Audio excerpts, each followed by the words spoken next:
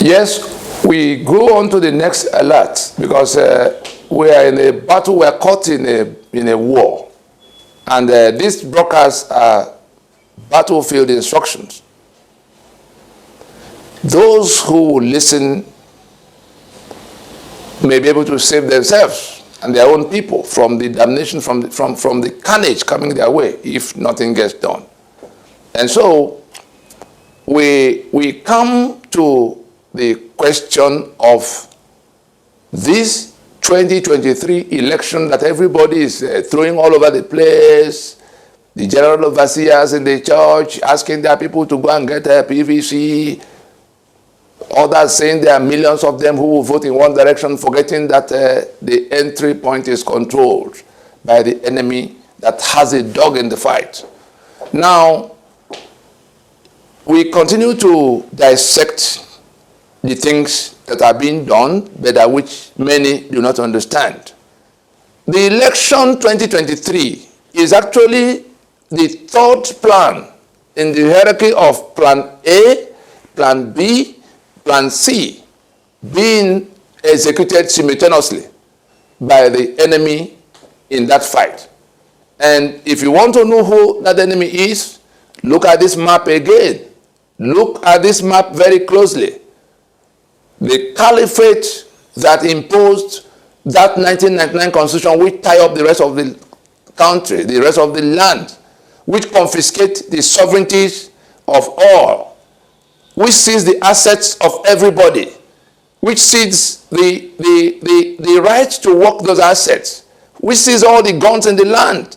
That caliphate that imposed that enshackling constitution, that apartheid-like constitution, are the ones trying to take us to election to save the life of that constitution, which the rest of us in the alliance have defeated. By the constitutional force majeure activation of 16th of December in 2020, we have defeated the 1999 constitution. Everything going on now is that those who were drawing governmental powers and authority, mark the words, powers and authority. And if you want to understand it, you go to section 14.2a to see the relationship between the two. Those who are illicitly drawing powers and authority from the constitution, the fraud of a constitution validated by our signature implanted without reference to us. They are the ones who are trying to save that constitution by going to election that will validate the life of the constitution one more time, that will renew the life of that constitution. The rest of Nigeria, in that alliance of the South and Middle Belt, that want to save themselves from the damnation, from the extermination that is coming upon them, from the conquest that is being executed against them, the ethnic cleansing that has been unleashed against them, are the ones saying they will not go to another election under that constitution, insisting that we must go to transition now to terminate the life of that constitution and to restore the sovereignties of those whose sovereignties have been confiscated by sheer force under the code name Nigeria. The Nigeria we negotiated died in 1966. The Federation of Nigeria is no more, but there's a country still pretending to be Nigeria in place. There's that country in place, but there's no federation. And so the federal government that have been, all the federal governments that have operated since the collapse of the Union Agreement in 1966 have been illicit federal governments. We're not at all talking about the personnel who is president. No, we're talking about the federal government of Nigeria in a situation where the federation had collapsed and we are running a unitary system. And so we come back to what are the things, what is this enemy doing? What are the rest of us doing? Like I said before, there is a plan A, there is a plan B, and there is a plan C, which is where the elections come. This caliphate is already in full ferocious swing in their plan A of invasion and conquest. That's their plan A. That they will come upon everybody, having laid claim to the entirety of Nigeria, saying that it belongs to them, that they are born to rule others, and that Fulani from everywhere all belong here. such that in the ethnic cleansing campaign we see, sweeping southwards, they want to conquer the place outside what that constitution permits, outside what they have gotten by way of the constitution they impose. Because if they conquer physically, their hold on the land will not be based on the constitution. They know that constitution has been defeated. We are the one, it is the South and the Middle Belt that do not know. They are still hanging on to that constitution. The people who know have since moved on to Sharia in defiance of that constitution that says there should be no state religion. The people who know have since moved on to building, integrating. They know that the union is at an end. They are busy integrating their part of the country with Niger Republic. That's why the railways that are connecting Niger, that's why the refineries we don't have that are being built there, that's why the railways we don't have that are being built there, that's why the road networks we don't have that are being built there. That part of the country, that Caliphate North, is being integrated with the Niger Republic. Of course, we know where the Buhari himself told the people that went with him in the cross-border operation at the time he was GOC, the 3rd Division in Jos, across the border. He told them that his family originally came from Niger Republic. So we all know, and there's no offense by being of Niger origin, or Abacha being from where he is from, or all the other ones in between. Now, the danger we are pointing out now is that the financing for the heavy infrastructure that is being put in place now is coming from loans obtained in the name of Nigeria by this sectional agenda. Billions and billions and billions of foreign loans that are being deployed to integrate the economy of the Caliphate North with Niger Republic. And those monies are being borrowed against the assets of the alliance. Some of those, agreements, loan agreements, especially one with China that's written in Mandarin language, also puts in a clause. I'm sure you will remember the controversy when it arose, that there's a clause to cede sovereignty to China if they do not pay the money. And these are all the things being signed over our heads by people who have their own agenda. They are not doing so on our behalf. They are doing so for themselves and to our own damnation. These are things we need to put on the table so that they know that we know. So that those who are giving them the money will also know that they're just putting their money at risk unnecessarily, because from the time in December of 2020, the force majeure that raised a caveat to the international lending community not to lend any more monies to this disputed project called Nigeria until we sort out the sovereignty dispute that has been raised. Some have listened, they are not offering any loans. Others are not listening, and they are throwing loans to people who may not be on the scene at the time they come for their monies. That's by the way. But back to the main issue of what are the 3 plans that are being pursued? Because our people know about only one, the election of 2023. That is number 3 in the hierarchy of, in the order of importance, in the order of, execution. The first is the one that is going on now, raw conquest. Overrun them, become the owner of the place, everybody on their knees, and then other discussions will come. That's plan A. Plan B is one in which the same people that are pretending not to have the capacity to contain the terror that is going on are going to compromise our security further by this kind of thing they're already doing, to the point where they will assume martial powers. We saw when the Attorney General wrote a memo that leaked to his principal that they should suspend the Constitution. They want more, they will require more powers than currently available to them in the Constitution of now, so that they can advance their conquest more rapidly. And the way to assume that depth of power is compromise the security situation to crisis, to chaos level, such that they will say, oh, in the face of what has happened with security, we now declare martial law. They can launch a coup. They can do the kind of thing we saw in Afghanistan. They can just suspend their rights and all of that. That's plan B. And that is closer.